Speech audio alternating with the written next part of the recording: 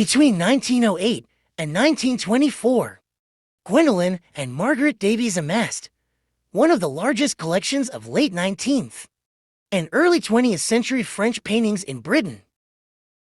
Gwendolyn 1880 to 1951 and Margaret 1884 to 1963 Davies were the granddaughters of David Davies, a Welshman who amassed a fortune in the shipping and mining industries. In 1907, when Gwendolyn came into her inheritance, Margaret would follow in 1909. The sisters were said to be the wealthiest unmarried women in Britain. Their religious upbringing in rural Wales gave them a deep sense of social responsibility, and they chose to use their inheritance for cultural and philanthropic purposes. While there was no real family history of art collecting, the sisters' education was rigorously geared towards such pursuits. Their London school focused on cultural rather than academic study, and they traveled extensively with their governess, Jane Blaker, visiting art galleries and making extensive notes on the collections there. The sisters began to make regular art purchases from 1908, which roughly coincided with the dates of their inheritance.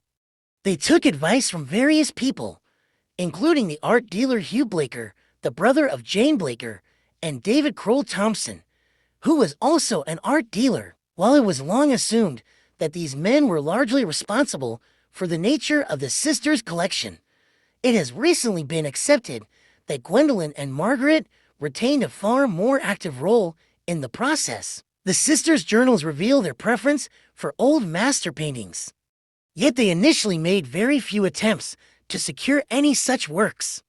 While the sisters were wealthy in relative terms, their income was nothing compared to the fortunes of American art collectors of this period, such as J. Peer. Quite simply, high-quality old masterworks were, if not beyond their means, then beyond what they were willing to pay for them.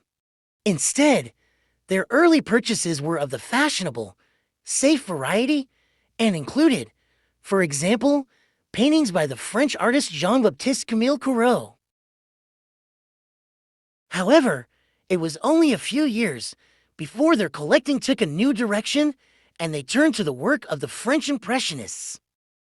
We know that Hugh Blaker, as a champion of contemporary French art, had a hand in the decision, and we know also that they would have seen examples on their various trips to Paris. Whatever the precise reason for this change, their first purchases of Impressionist art, made in October 1912, were scenes of Venice by the French artist Claude Monet.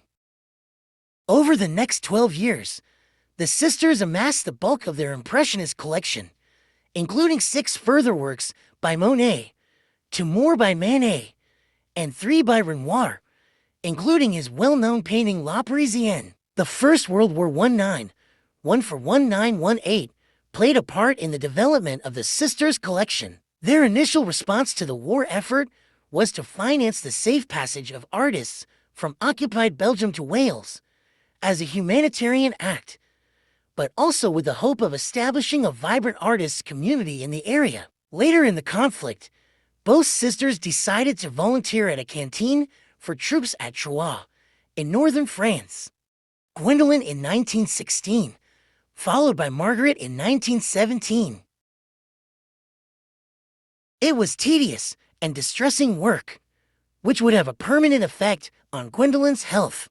Yet on one of numerous trips to nearby Paris, she visited the Bernheim-Jean Gallery. Here she acquired 2 works by Cézanne, Provencal Landscape, and the Francois-Zola Dam. The paintings were shipped directly to Bath, England, where they became the first works by Cézanne to go on display in a public gallery in Britain. Commentators have often described the sisters as unlikely pioneer collectors. Much is made of their isolation in rural Wales and the fact that they didn't make friends with artists or gallery owners. Yet they didn't feel obliged to follow fashionable tastes and were free to pursue their own preferences. Although they relied on a trusted circle of advisors, they made frequent trips to London and Paris, and also regularly had paintings sent to their home for consideration. By the early 1920s, Gwendolyn felt increasingly uncomfortable buying artworks when faced with the poverty and social upheaval created by the First World War. Her philanthropic pursuits then became focused almost exclusively on social causes, and the development of the Sisters' home at Gregenog Hall into a conference center and venue for the Gregenog Festival of Music and Poetry. Gwendolyn made her final art purchase in March 1926. Margaret also stopped collecting around this time, but started again in the 1930s acquiring, on a relatively small scale, work by contemporary British artists. The sisters collected French Impressionist paintings at a time when such art was routinely ignored by individuals and institutions alike. The Gwendolyn and Margaret Davies collection, donated in 1951 and 1963 respectively to the National Museum Wales, contains major examples of work by leading French Impressionists.